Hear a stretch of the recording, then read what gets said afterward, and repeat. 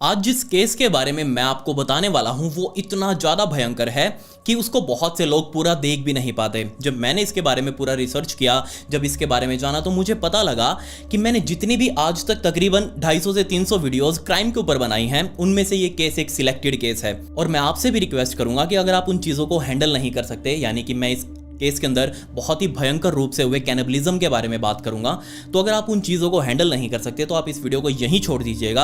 आप जाकर कोई और वीडियो देख सकते हैं, वरना चलिए मेरे साथ। लेकिन चलने से पहले आपको एक काम करना है, अपनी स्क्रीन के ऊपर आ रहे लाइक बटन नाम के उस फीचर का इस्तेमाल करना है। इस्तेमाल करके देखिए और मुझे बताइए कि आपका कैसा एक्सपीरियंस रहा। साथ ही कमेंट्स में पिक मी जरूर लिख दें, ताकि आने वाली वीडियो में मैं आप में से ही किसी एक को शाउट आउट दे दूं।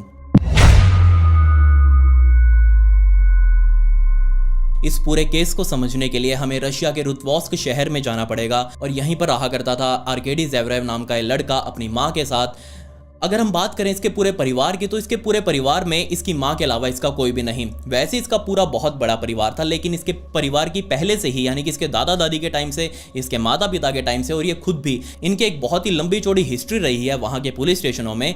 कहीं से भी लूटपाट वगैरह करना, किसी के साथ लड़ाई झगड़ा करना, ये सब इनका बहुत ही पुराना काम था उस टाइम पर। अब क्योंकि इस पूरे परिवार ने वहाँ पूरे शहर से दुश्मनी पाली हुई थी, तो अब आप सोच सकते हैं कि कोई भी इनको सही से तो जीने नहीं देगा। इसके पिता की एक एक्सीडेंट के अंदर मौत हो चुकी थी, दादा दादी पहले ही निकल चुके थे। अब इसके परिवार में आर्केडी और उसकी माँ ही अपनी जैसे तैसे जिंदगी काट रहे थे। आर्केडी की माँ ने अपना घर चलाने के लिए वहीं की एक छोटी सी कंपनी में काम करना शुरू कर दिया। अब क्योंकि इन्होंने बहुत पहले से ही अपने बहुत सारे दुश्मन बनाए हुए थे, तो बहुत सारे लोगों की नजर इस पूरे परिवार के ऊपर थी, यानी कि आर्केडी के ऊपर भी थी और उसकी माँ के ऊपर भी थी। अब आर्केडी तो बहुत छोटा था उस टाइम पर, बच्चा सा ही था, लेकिन आर्केडी की माँ तो ऑफिस जाया करती थी। अब वहीं उस ऑफिस में ही आर्केडी की माँ के ऊपर नकाबपोश लोगों ने हमला किया, उसके दोनों पैर काट डाले। अब दोनों पैर कट चुके थे, तो आर्केडी की माँ अपनी जॉब पर भी नहीं जा पा रही थी। बेचारी को अपनी नौकरी छोड़कर घर पर वापस बैठना पड़ा, जिसके बाद वहां की सरकार द्वारा उनके लिए विकलांग भत्ता, जो विकलांग पेंशन होती है, वो बांध दी गई। अब उस पेंशन के सहारे ही ये दोनों, यानी कि आर्केडी और उसकी माँ, अपनी जिंदगी काट रहे थे। लेकिन ये आर्केडी, इसने अपने दिमाग के अंदर एक अलग ही लेवल का नशा पाला हुआ था। इसको चाहिए थी एकदम लग्जरी जिंदगी, आगे पीछे पैसा, इधर उधर गाड़ियां, आगे पीछे लड़कियां, आगे पीछे इसका क्राउड। ये कुछ ऐसे सपने लेकर बैठा हुआ था जो सिर्फ और सिर्फ पैसों से ही पूरे हो सकते थे। इसको हमेशा यही लगता रहता कि ये बहुत ज्यादा डिजर्विंग है, इसको कुछ और मिलना चाहिए था, बट रियलिटी में इसके साथ कुछ और हो रहा है। इसके लिए वो अपनी माँ से भी जा जाकर सारा दिन झगड़ता रहता कि तुमने मुझे ऐसी जिंदगी क्यों दी है जिसका कोई मतलब नहीं है, जो मुझे बिल्कुल भी पसंद नहीं है। अब उसकी माँ भी बेचारी क्या करती, वो खुद व्हीलचेयर पर अपने हर महीने पेंशन का इंतजार करती रहती, और जैसे भी कोई भी पेंशन आती उसमें इस आर्केडी को भी अपने स्कूल में पढ़ा रही थी और जैसे तैसे घर भी चला रही थी। जैसे जैसे आर्केडी बड़ा हुआ, स्कूल से वो कॉलेज में जा चुका था। जैसे वो कॉलेज में गया तो वहां पर उसने अपने लेवल को एक अलग ही दिखाना शुरू कर दिया। अब आमतौर पर लोग कॉलेज के अंदर अच्छे अच्छे कपड़े पहनकर जाते हैं, ये दिखाते हैं कि हाँ उनके पास पैसा है, लेकिन यहाँ आर्केडी ने उल्टा किया। वो घर से भूखे पेट निकलता, गंदे से कपड़े मैले कुचैले पहनकर वो कॉलेज जाता, सिर्फ ये दिखाने के लिए कि देखो उसका परिवार कितना ज्यादा गरीब है, लेकिन वो खुद कुछ और ही डिजर्व करता है। लोगों ने उसके ऊपर ध्यान देना भी शुरू किया, उससे पूछने लगे कि हाँ भाई बता क्या बीमारी है तेरे साथ, लेकिन उसने किसी को भी कुछ भी बताने से मना कर दिया। वहां के लोग ये चीज नोटिस कर चुके थे कि आर्केडी कुछ और नहीं बल्कि स्किज़ोफ्रेनिया से पीड़ित हो चुका है। अब आपको भी पता होगा कि मेरी आपने इतनी सारी वीडियोस देखी हैं, तो उसमें मैंने आपको बहुत बार स्किज़ोफ्रेनिया के बारे में बताया है। अब बिल्कुल यही बीमारी आर्केडी के अंदर भी घर कर चुकी थी, जिसकी वजह से आर्केडी का दिमाग लगभग उसके कंट्रोल में नहीं था, जिससे छुटकारा पाने के लिए उसने साइकियाट्रिस्ट को भी दिखाना शुरू किया। अब उस साइकियाट्रिस्ट ने इसके लिए काफ़ी सारी दवाइयाँ भी लिखी। अब दवाइयों का काम होता है कि ठीक है हम दवाइयाँ लेंगे, हमारा शरीर ठीक हो जाएगा, लेकिन इन दवाइयों ने उल्टा ही काम किया आर्केडी के ऊपर। जैसे ही आर्केडी ने दवाइयाँ लेनी शुरू करी, वो और ज़्यादा वायलेंट हो गया। वो ना सिर्फ अब अपनी माँ से लड़ाइयाँ कर रहा था, बल्कि बाहर से भी भिखारियों को पकड़ पकड़ कर अपने घर में लेकर आता, उनको खाना खिलाने के बहाने। और ना सिर्फ उनको खाना खिलाता, बल्कि रात को उनकी इतनी भयंकर पिटाई करता कि सुबह होते ही वो भिखारी कहता कि बाबूजी मुझे बख्श दो, मुझे जाने दो, मुझे छुट्टी दे दो।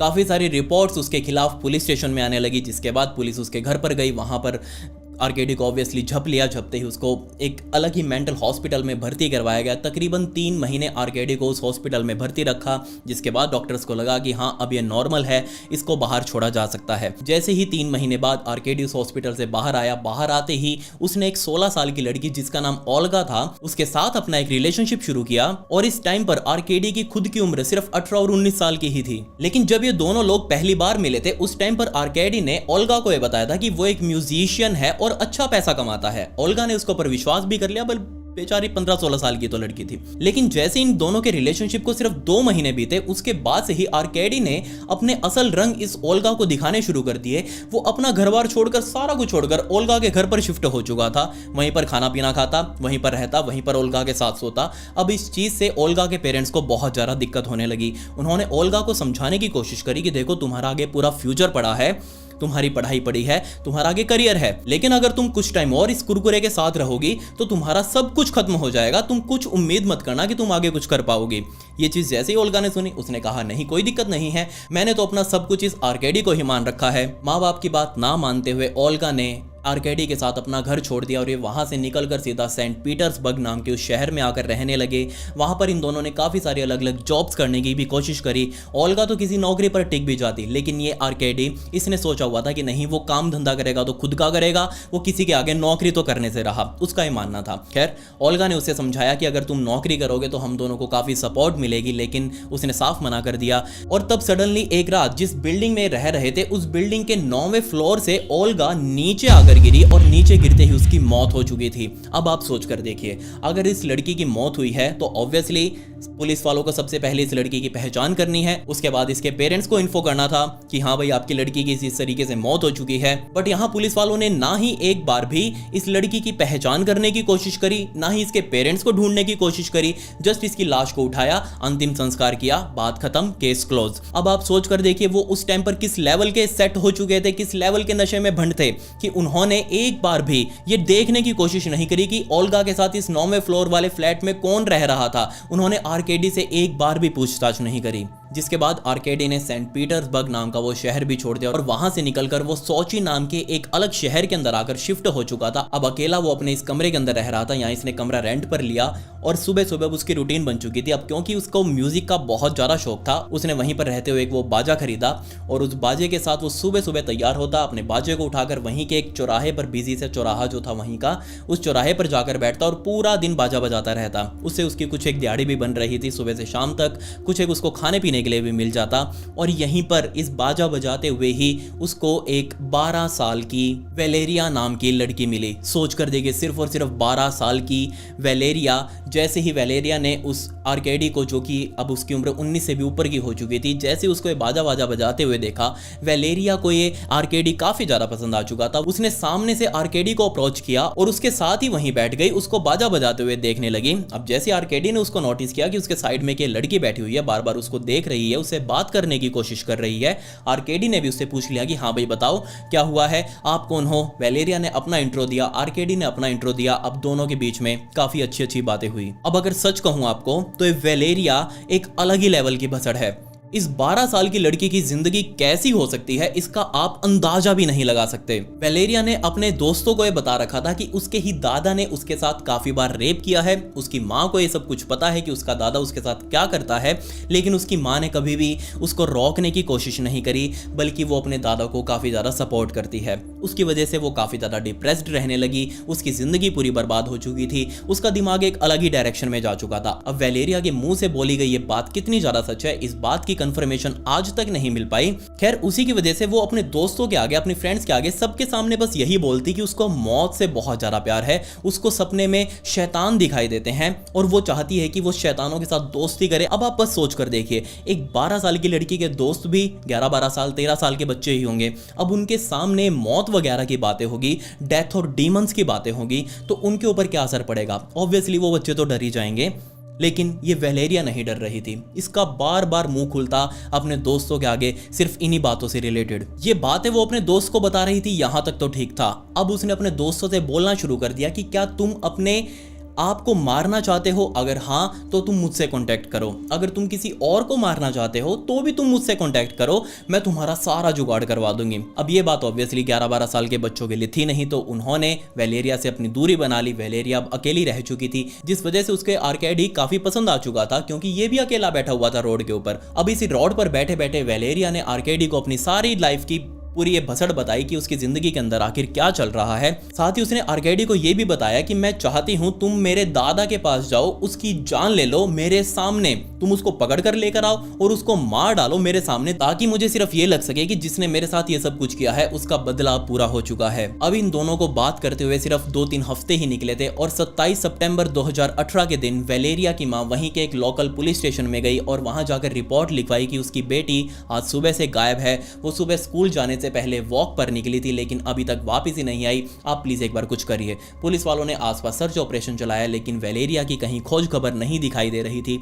एक्चुअल में ये वेलेरिया आर्केडी के साथ अपना सारा तामझाम उठाकर ये दोनों वहां से भागकर सीधा सेंट पीटर्सबर्ग वापस आ चुके थे। अब क्योंकि सेंट पीटर्सबर्ग में पहले ही इस आर्केडी के काफी लिंक्स भी बन चुके थे, लेकिन इसकी हिस्ट्री को देखते हुए किसी ने भी वहां पर इसको कमरा देने से मना कर दिया। अब वेलेरिया और आर्केडी ये दोनों अपना सारा तामझाम उठाए वहीं सेंट पीटर्सबर्ग की सड़कों के ऊपर घूम रहे थे कि कोई उसे कमरा रेंट पर दे दे, लेकिन कहीं भी इनका जुगाड़ नहीं बैठा। खैर 30 सितंबर की सुबह सुबह दोनों लोग सेंट पीटर्सबर्ग पहुंचे थे। अब शाम हो चुकी थी, इनको अभी तक कहीं भी सिर छुपाने के लिए जगह नहीं मिल रही थी, तो ये रोड के सहारे ही बैठे हुए थे और उसी रोड पर कुछ मीटर आगे ही वो रोड बनाने का काम भी चल रहा था। अब जैसे इन दोनों को इस तरीके से शाम के टाइम पर, अब अंधेरा होने ही वाला था, शाम के टाइम पर इस तरीके से रोड के साइड में बैठे हुए उन कारीगरों ने देखा जो वहां पर रोड वगैरह बना रहे थे। उन्हीं में से एक लड़का अलेक्जेंडर पोपोविच, जिसकी उम्र उस टाइम पर सिर्फ 21 साल की थी, वो वहां अपने ग्रुप से निकलकर सामने आया, इन दोनों से बात करने लगा कि हाँ जी बताओ क्या बीमारी है, तुमको कहां जाना है। इन दोनों ने बताया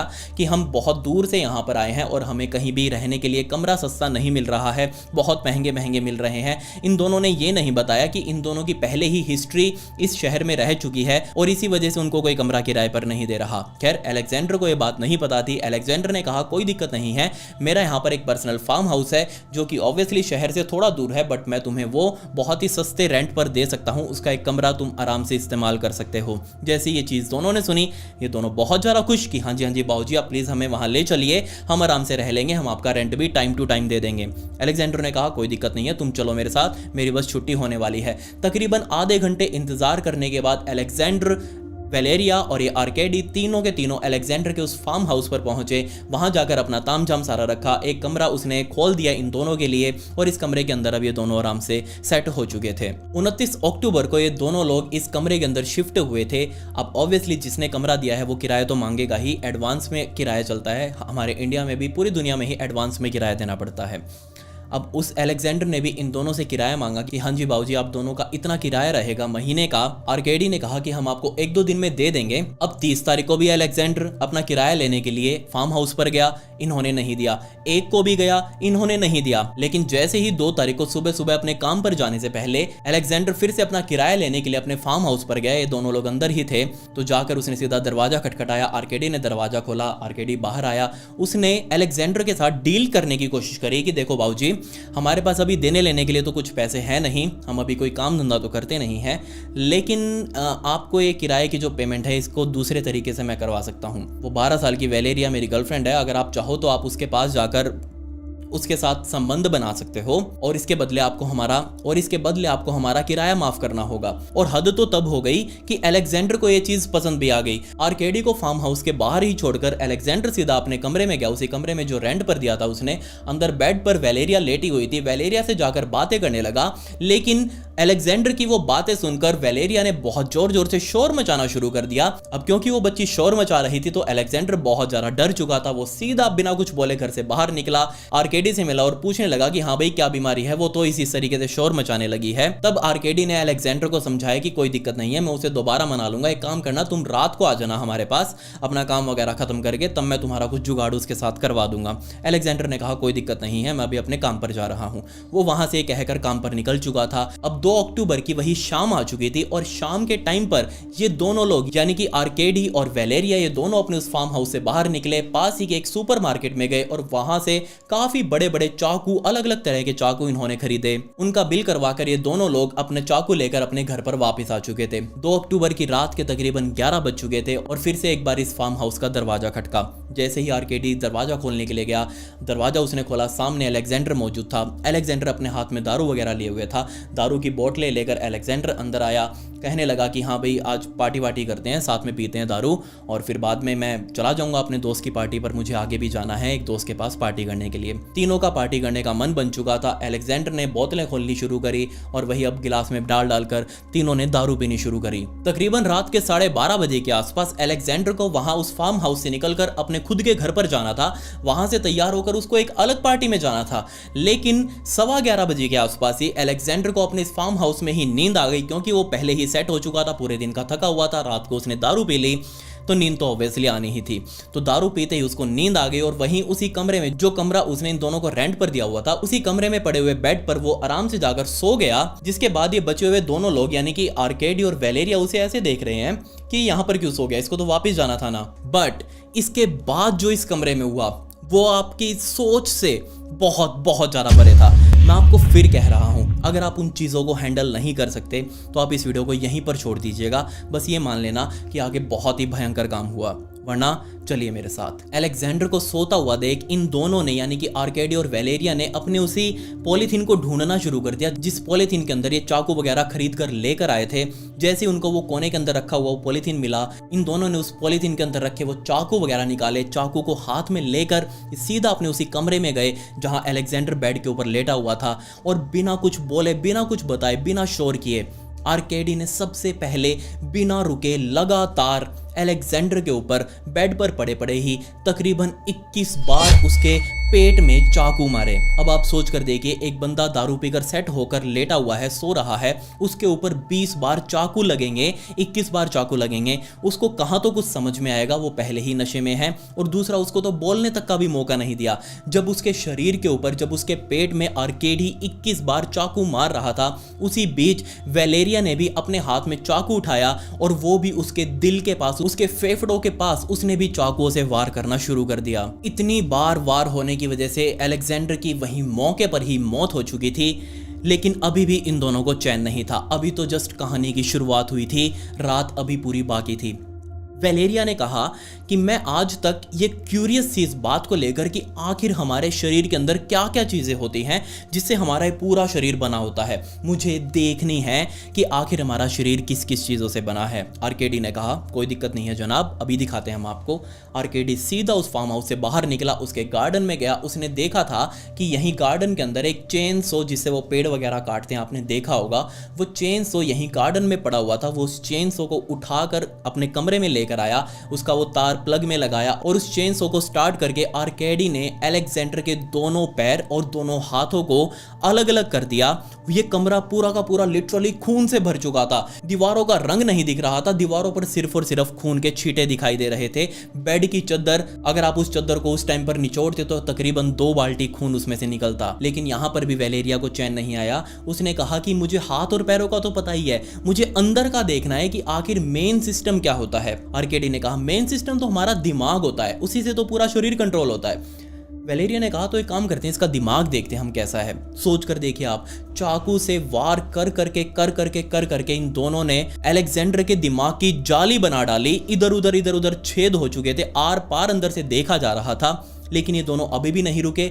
जो चेन सो की वो मोटर वाली साइड थी, उस मोटर वाली साइड से पकड़ के आर्केडी ने उसके सिर के ऊपर काफी बार वार किए, जिससे वो सारा का सारा खोपड़ा जो वो खुल चुका था। उसके बाद वेलेरिया ने उसके सिर के अंदर हाथ डाला, खोपड़ी को ऐसे फाड़ कर उसके अंदर हाथ डाला और उसके अंदर से दिमाग के कुछ टुकड़े बाहर निकाले। अपने हाथ में लेकर उसे देख रही थी। आर्केडी उसे देख रहा था कि हाँ अब मिल गया चैन, देख लिया। लेकिन वेलेरिया ने कहा कि नहीं, मुझे और भी कुछ करना है। वो बिना कुछ बोले आर्केडी को अपने उस बेड से उठी, सीधा उन टुकड़ों को हाथ में लेकर किचन में गई। वहां किचन वाले पत्थर पर उसने वो टुकड़े रखे। साथ में ही उसने एक पतीला गैस पर चढ़ाया, उसके अंदर मिर्च मसाले डालकर, तेल पानी डालकर, वो दिमाग के टुकड़े उस पतीले में डालकर तकरीबन 15 मिनटों में ही वेलेरिया ने उस दिमाग के टुकड़ों को सब्जी में कन्वर्ट कर दिया। उस सब्जी को एक कटोरी में डालकर, वो कटोरी भरकर सीधा आर्केडी के पास पहुंची। और क्या आप इस बात पर विश्वास करेंगे कि इन दोनों ने उस सब्जी की कटोरी को बहुत ही मजे से खाया।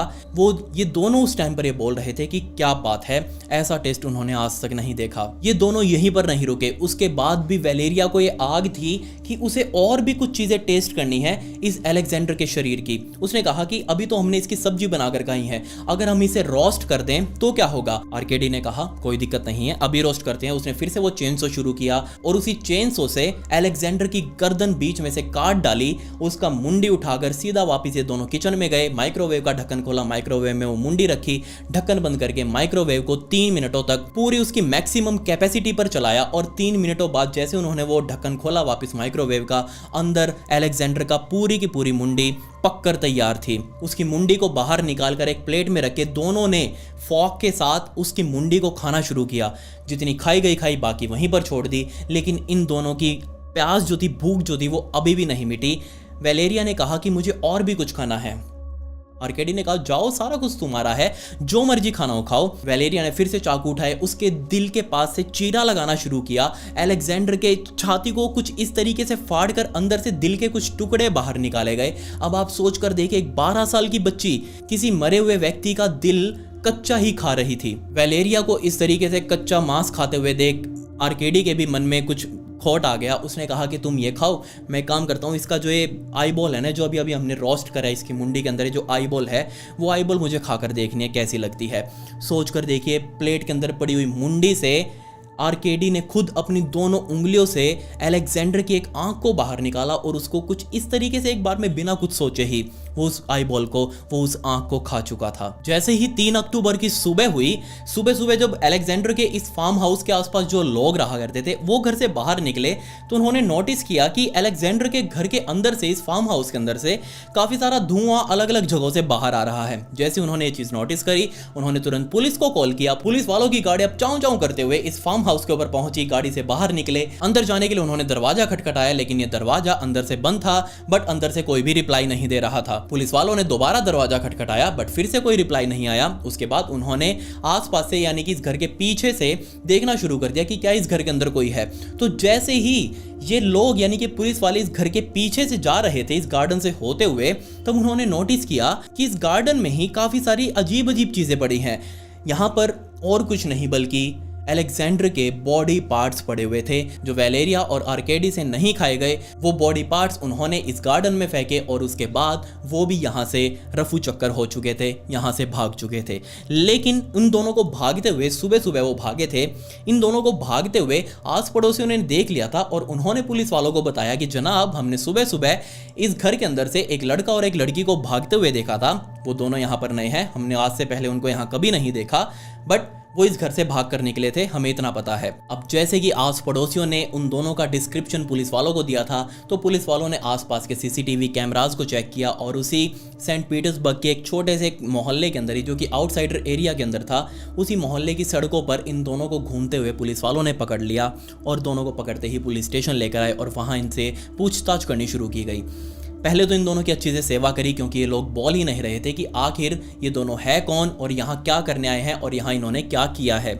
लेकिन अच्छे से सेवा करवाने के बाद इन्होंने मुंह खोलना शुरू किया। सबसे पहले आर्केडी ने बताया कि वो अलेक्जेंडर से किस तरीके से मिला था और उसके बाद कैसे कि उसे किराया ना देना पड़े उसने अलेक्जेंडर का मर्डर किया। और कैसे मर्डर किया वो सुनकर पुलिस वाले हैरान थे, उनको विश्वास ही नहीं हो रहा था कि ये जो सामने बैठा हुआ है कुरकुरा सा, ये कुछ ऐसा कर सकता है। उसने बताया पुलिस वालों को कि कैसे उसने सबसे पहले तो 20-21 बार अलेक्जेंडर के पेट में वार किए चाकुओं से और उसके बाद कैसे उसका दिमाग खाया, कैसे उसकी आंखें निकाल कर खाई, कैसे उसका दिल खाया और कैसे उसके शरीर के अलग अलग हिस्सों से मांस को पकाकर, भूनकर, काटकर, कच्चा, जो भी जिस तरीके से हो सकता था वैसे उसने खाया। लेकिन एंड में उसने ये कहा कि जनाब, मैं सब कुछ नहीं करना चाहता था, मैं जस्ट अलेक्जेंडर का मर्डर करना चाहता था, बट मेरी गर्लफ्रेंड यानी कि वेलेरिया ने मुझे इस बात के लिए उत्साहित किया, एनकरेज किया कि मैं ये सब कुछ करूं, मैं भी उसके शरीर को खाऊं और वो भी उसके शरीर को खाए। इन दोनों से पूछा गया कि इन दोनों ने ये सब कुछ क्यों किया, क्या सिर्फ किराए के लिए ही?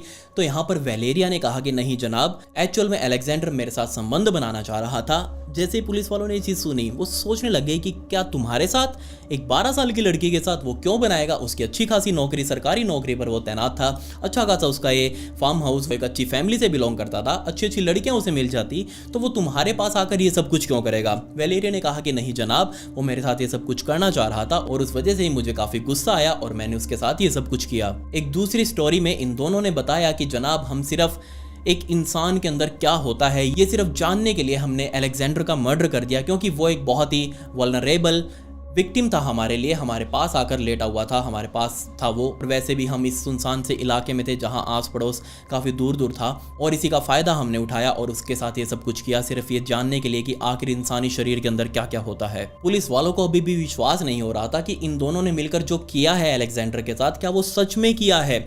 इसी को रिक्रिएट करने के लिए आर्केडी और वेलेरिया को वापस इसी फार्म हाउस पर लाया गया, और पुलिस वाले अब देख रहे थे कि आखिर उन्होंने क्या क्या किया। करके दिखाओ तुम दोनों ने आखिर अलेक्जेंडर के साथ क्या क्या किया। आप जरा वो वीडियो पहले देख लीजिए जिसके अंदर पुलिस वाले इस आर्केडी और वेलेरिया को इस फार्म हाउस पर लेकर आए थे इस सीन को रिक्रिएट करने के लिए।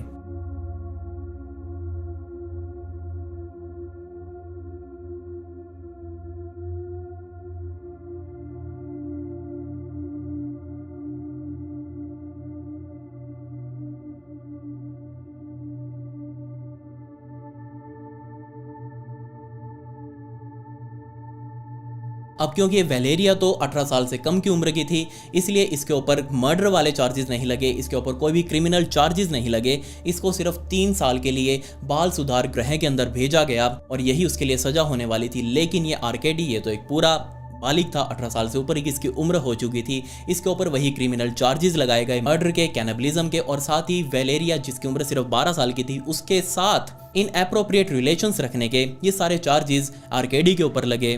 कोर्ट ने उसे गिल्टी भी करार दे दिया। अब वो अपनी सजा काट रहा था, लेकिन सजा काटते काटते सिर्फ 5 महीने ही उसे हुए थे और उसने खुद के साथ एक सुसाइड अटेम्प्ट किया।